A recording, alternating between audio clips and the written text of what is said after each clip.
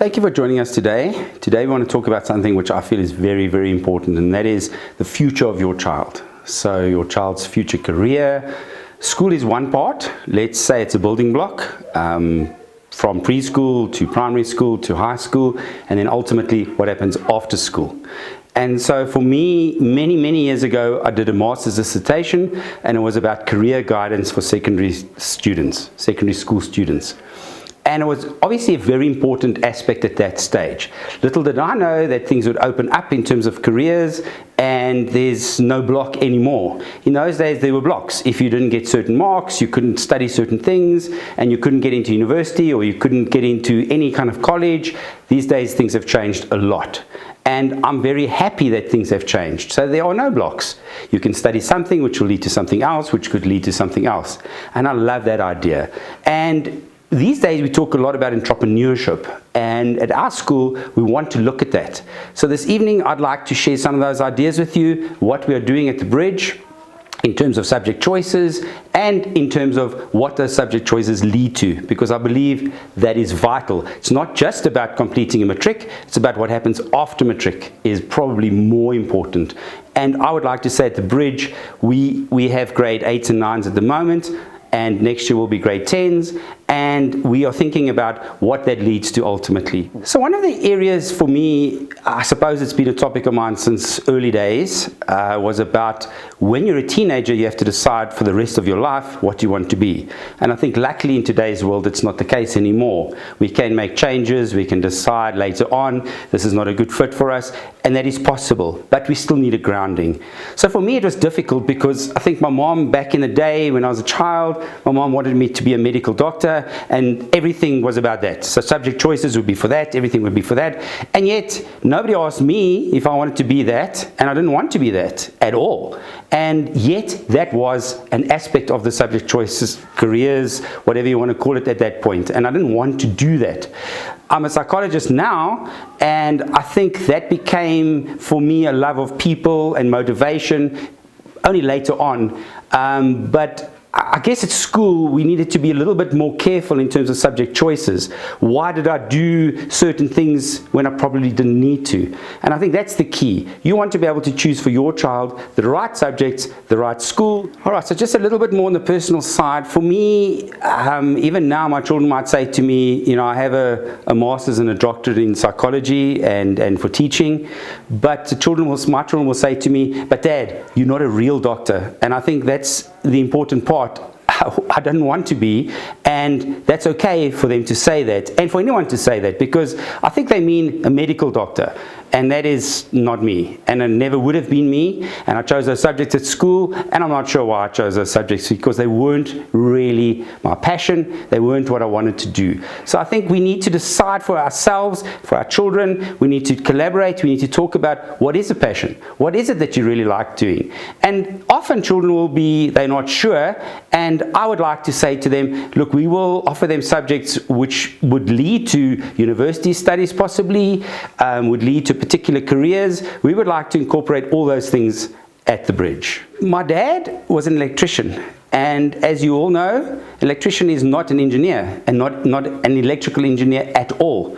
And I remember being at the time quite worried about the fact that my dad was an electrician and not an electrical engineer. And now I realize, why was I worried about that? My dad was an amazing person, and he did his work very, very well, and that was a sector of the world that he wanted to be in anyway. I guess he could have been an electrical engineer, I don't know, but that was what he wanted to do, and he did that very, very well. And I think we need to decide, help and collaborate with our children, what is the sector of the world that we want to be in? Do we want to be a service provider? What do we want to be? And I think that's the important part for you. I know for sure that I could never have been an electrician. I do not have those skills, I do not have that inclination. It is not for me. I learned a lot from my dad growing up possibly, but certainly nothing professionally, and I don't even do the wiring at my own house. It's not for me to do, it's for a professional to do, and a person who has the inclination and the passion to do that. At the Bridge, we want to assist your child to make the right decisions as early as possible. And for us, that's always about, or in fact, every school in the country is about making subject choices for grade 10. So it's not just about choosing subjects for grade 10, it's about thinking about a future career. And so for me, that's not a difficult thing. I think we know which area of the world, which sector we really fit into. And for us, it's important for the child to be able to decide, does he fit in, does she fit into a particular sector? And then we choose the subjects. I think that's the important part. We need to do it that way around. So at the Bridge, we would like to think about making choices, subject choices, maybe as early as possible. And for most schools in the country, it's about grade 10. And so at our school, I'd like to talk about specific subjects a little later on, but the idea is still a link between what we offer and what that person could go on to specialize in later on, after school.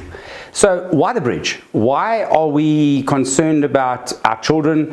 Why would you choose the Bridge as opposed to another school? Let's call it a mainstream school or something like that. Why the Bridge? Well, there are a couple of reasons. One, in terms of the support the child gets at the Bridge. So that is going to be a small class, so that's very individualistic. So we're able to talk to a particular child whose needs may be in a particular area, and we can establish that and help the child along the way. We talk about emotional support for the child, and that is a thing that Arifa Karim is going to talk to you about in a second or two, and that is we want to help every child. So if a child is struggling with anxiety or whatever, then we want Arifa to be able to talk to the child, help the child with that side of it. We also, in terms of the general support that we offer at the Bridge, it's about the child's specific needs, whatever they may be. And they could be from our little ones, we have preschoolers all the way to matric, although they're in different parts of the school in different areas, but it's about that child's specific needs. And that is why the Bridge will have a small class. We will provide extra lessons if necessary for a particular subject. If the child is battling in that subject, let's say maths, I battled with maths, so let's just say we might provide extra support in maths, and we want to do that. And maths is one of our subjects, which we'll talk about later on. But it's about, I think, the individuality of our school more than anything else. You're not just a number at our school. You are definitely a person with a name. You belong at the Bridge, and that's the important part. Another aspect of the support we provide is very much about the teacher in the classroom, and that teacher will know exactly what to do in terms of the particular child's needs, depending on what those needs may be. So that teacher will have some kind of qualification, some kind of training, whether it be in-service training or qualification, some fancy degree or whatever. It's about that teacher understanding the child very, very well and providing the support for that child. People will say to me, why the Bridge? And I would say to them, it's very much about neurodiversity, and we've spoken many times about that, but it is really a situation where we would cater for children across the board. Whether we're stronger in certain areas, weaker in certain areas, it doesn't really matter. We want to cater for that child. And all the way to matric, because I think the end goal in South Africa is always about reaching matric. Can you do matric? Did you do matric? So that's number one end goal. And different schools will offer different subjects and different packages and so on. But at our school, it's very much about helping a child, assisting a child right through to matric, and that's the key. So whether it be accommodations for exams, whether it be any area where we can help, we will. Remember, things like dyslexia and many of the other neurodiverse situations will not change. They will be always. It's more a question of the support that we could give to help that child to achieve the goal, which in this case, let's say to reach matric and then further studies after that. So whatever it is, we will help the child. So you'll always be dyslexic, but we will support your child in order to still do matric at some level. That's the key. It's not going to change. None of these things will change. A person who is, let's say, ADD or ADHD, I'm sure you all know what that is, attention deficit disorder, whether the child battles with concentration or not, we will assist that child. It will never change. An ADD child will become an ADD adult. It is what it is. It's just a question of giving the right support. And in this case, we're talking about matric. So we're going to choose the right subjects. We're going to give a lot of support in terms of the right teachers. We're going to do extra lessons if necessary. We're going to have the understanding of the child's particular needs in terms of neurodiverse field. We will apply that support across the board all the way to matric. All right, so one of the areas that people often say to me is, my child wants to do matric and wants to study something going forward in their lives. And then they say to me they have to be in a particular school, a particular environment in order to, I don't know, finish their matric and then study something further. And I would like to say to you that that is true, but also not true. We at the Bridge will offer a pathway to matric for sure. It makes no difference what it will be, we will offer that pathway to matric. And what's more, you get 3 types of passes in matric. So you get a so-called bachelor degree pass, you get a diploma pass, and you get a certificate pass. And we will, and even IEB, I'm sure you've all heard of IEB, so it's about the Independent Examinations Board, and we will have a particular curriculum for our grade 10s introduced already next year, where we will cater for the child all the way to reach an IEB matric outcome. So whether it's a bachelor degree pass or certificate pass or a diploma pass, I'm not that concerned about that, because it's much more about the link between that and what the person wants to study in the future, how they want to continue their studies. I think that's the key for me. Hi everyone, my name is Arifa and I'm the educational psychologist at the Bridge School. At the Bridge, we focus on supporting your child academically, socially and emotionally. My role focuses on the emotional support we offer the children. As you know, high school can be a really challenging time for anyone. Children are trying to figure out who they are and what they want to be. They're navigating friendships and relationships, pressure, expectations. They're trying to discover what the future has in store for them, which can be a really daunting experience. My role is to provide support and guidance to them as they navigate through this difficult transition from early childhood into young adulthood. Some of the things that I offer are support on a range of things like anxiety, self-esteem, peer pressure, conflict, bullying, things like subject choices and possible career paths. I think a big part of providing support to children is just being there for them. And that's what I do here at the school. I provide a safe place for them to feel heard and understood. Another area of support that I offer is to the teachers and to parents. I work with the children and provide them with coping strategies that they can use and then help integrate this into the classroom and the home setting to provide a holistic supportive environment for them. So Rifa, thank you very much for, I think, discussing the support that we want to give in terms of emotional support for a child at our school. And Rifa, and if it's not a Rifa, it will be a psychologist who will lend that support to a child at our school. And I think that's very important. So thank you very much for that insight that you show there, Rifa. One of the other areas that I think everyone talks to me about is robotics and coding. What about robotics and coding? And I think our Minister of Education even introduced robotics and coding for a grade 1 child. For us, it's very important in terms of what is our child going to study? What are we doing? How are we in the modern world of technology? What are we doing? Coding is a modern word for programming, so I'm sure most of you might know the word programming, but coding. Robotics is very much about, you know what I'm talking about, those little guys. So it's a robot that can move forward and backwards and do certain things. And even in our car production lines, we have certain robots and they put certain parts in and so on. It's that. And how do you program those robots to do their work? First of all, how do you build them? And then how do you program them? So we have a lady at our school, and we're very, very lucky and privileged to have a lady, Jenna Barnes. She's going to talk to us more about robotics and coding, what we do at our school, how it all works, and really you're going to hear from her, and she's much more of an expert than I am. So at the Bridge School already, we have Scratch, we have Scotty Go, we have some really cool Lego kits. So what I really want to talk about is the opportunity coding gives to children to expand their learning and to become more curious about the world. Obviously, the actual code is pretty amazing, but the teaching approach behind it is really something that is brand new. The first programming language that was made for kids was actually made by a South African, or he was part of it, mathematician by the name of Seymour Papert, and he worked at MIT, came up with these amazing ways to just encourage curiosity in kids. So they put in their code, they immediately see the effect, they immediately see what they need to change, or debugging, and this gives them a really positive, immediate feedback loop. Now, I think as soon as you get into a test and you have questions that require very specific answers, it's very limiting for a child. And I think, especially with the type of children we have at the Bridge, they haven't had a positive experience in that environment. So with coding, I get to say to a child, you've tried this way. and it hasn't worked yet.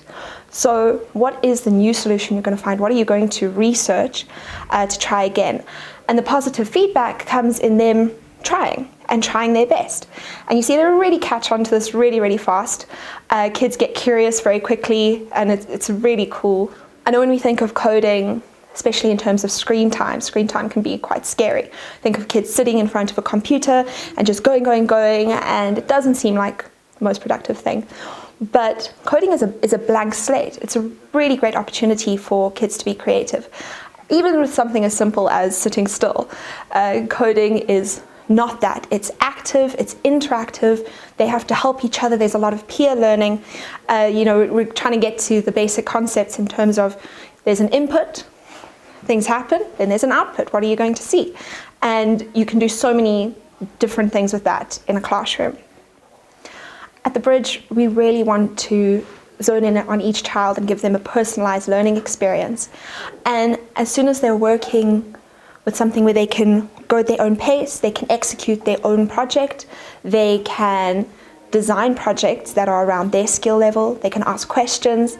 It's a great chance to actually see what each child can bring to the table and what they can do.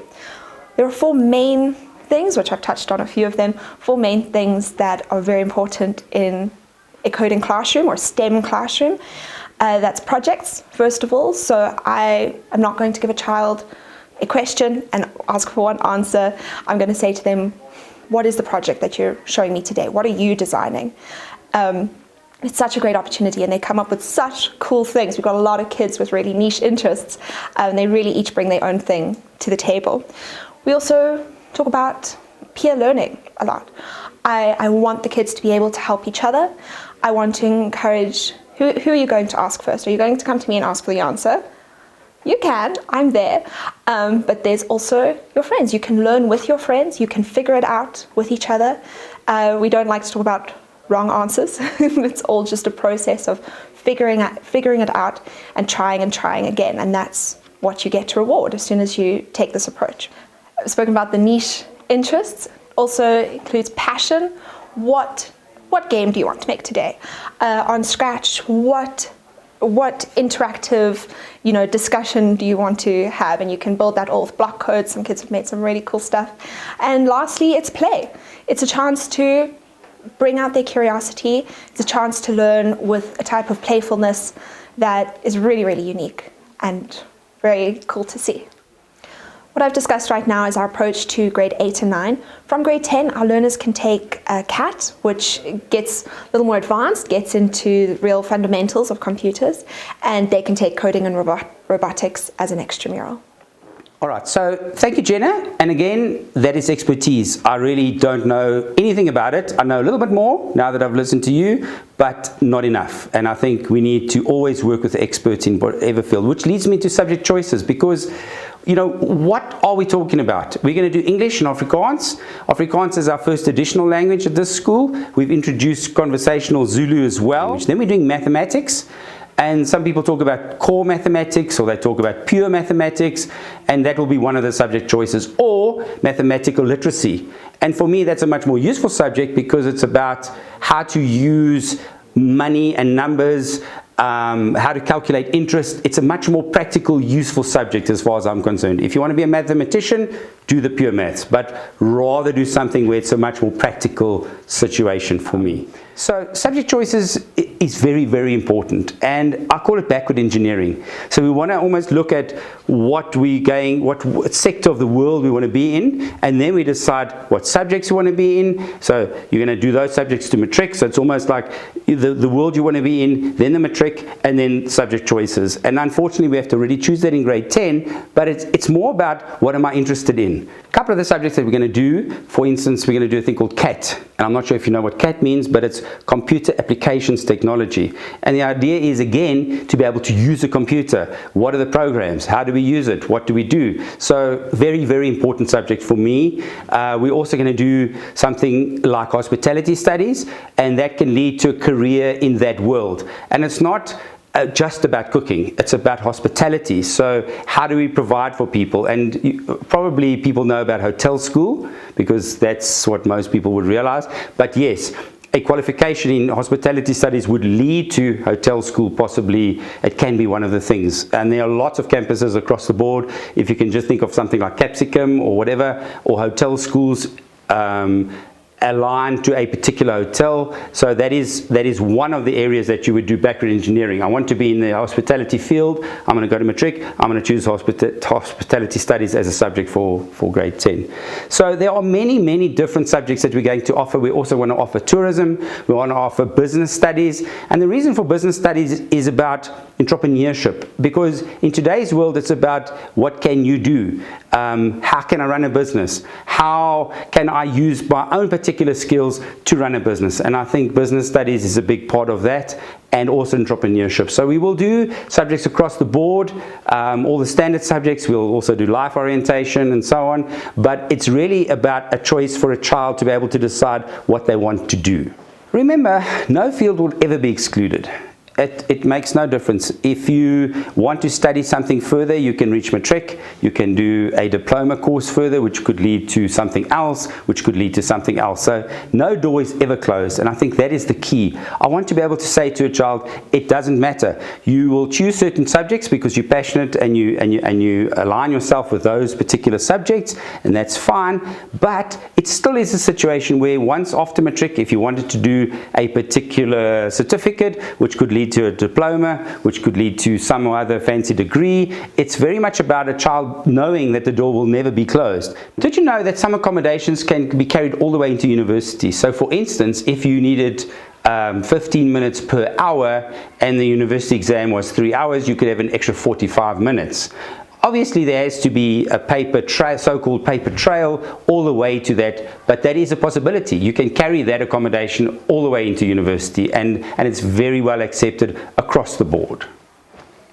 So thank you for joining us today. Today was very much about the high school. Obviously at the Bridge we cater, and you've hopefully attended some of the webinars before where we've spoken about neurodiversity, what it is, and the therapists, whether it be speech therapists or occupational therapists. We've spoken about those before, and that will continue as usual at the school. And we would like to provide support from grade R all the way through to matric, ultimately in 2025. Next year will be our first grade 10s, so that will be 2023. This year was our first grade 9s, 2022. But next year feels more important because it's subject choices, and it's the first step towards a career possibly. It's not just schooling, it's a career. So thank you for joining us this evening to chat about the support that we could give at our school across the board, whether it be inside the classroom or outside the classroom. It's about the support that your child could receive all the way to matric. So hopefully I've explained some of these situations to you. If there's any other question, please feel free to come and see me. Let's chat about your child's particular future, and that's where we want to link an ultimate career to a subject choice in grade 10. Please come and chat to me about it. It's very much about each individual child and what their needs may be.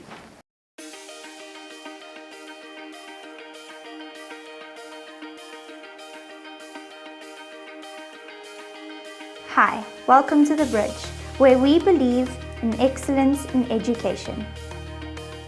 Choosing the right school for your child is a very important decision to make. And I think it's very important that the teachers in a school like ours can meet the child where they're at, as opposed to expecting the child to rise to the level that the teacher is teaching at, or where the rest of the children in the class are working. And that just allows the child to gain confidence and to, at the end of the day, see what they are capable of doing. Here at The Bridge, we acknowledge that all learners have unique learning barriers. We pride ourselves in ensuring that their programs are individualized to best suit their needs. I came to The Bridge because sometimes I struggled a little bit with school, and it's helped so much coming to The Bridge. It's worked so much more. One of the topics that is a major part of what we do at the Bridge is neurodiversity. It means it is not a weakness, it is a difference. And that may be sometimes just anxiety. So a child is extremely bright, but anxiety is overwhelming. It can be overwhelming. So the child is able to verbally say things, but when they have to do examinations, they have problems. And so we are here to help with that. Occupational therapy is not only done individually, it's also integrated into our classrooms and our schooling environment. We do this by assisting with seating adaptations in the classroom, arranging stimuli so that it's not overstimulating for the children, providing alternate seating arrangements, suggesting and recommending sensory or movement breaks for children, and assistive devices. This integration in the classroom, along with our integration in multidisciplinary feedback meetings, allows for good carryover for the children, not just individually, but in their lives and in all environments. Occupational therapy aims to empower our kids to overcome barriers in their life so that they can live better and do more things in their everyday life. So in the school environment, that looks like helping them with their fine motor skills, their gross motor skills, their perceptual skills, and their sensory system so that they can engage effectively in an academic environment. At the Bridge, the speech therapy department works together with the teacher to implement various strategies into the classroom to aid in the development of your child's speech and language. For example, when it comes to articulation goals, the teacher is trained on modeling the various articulation errors or corrections to your child. When it comes to auditory processing, the techniques required to facilitate the goals and to achieve those auditory processing goals are also modeled to the teacher. When it comes to language goals, drop-in sessions are done in the classroom to ensure the comprehension and carryover of speech therapy language goals. At the Bridge School, we work primarily on speech sound disorders. This looks like a w for r, or maybe they're having a difficulty with the lisp. We also work on auditory processing skills. These are children that need help with listening tasks, so word discrimination, sentence recall, word recall, and their auditory working memory. We also work on language skills. This includes receptive language. Can they understand instructions and can they understand what you are telling them? We also work on expressive language. This is how the child will communicate their needs and wants to you.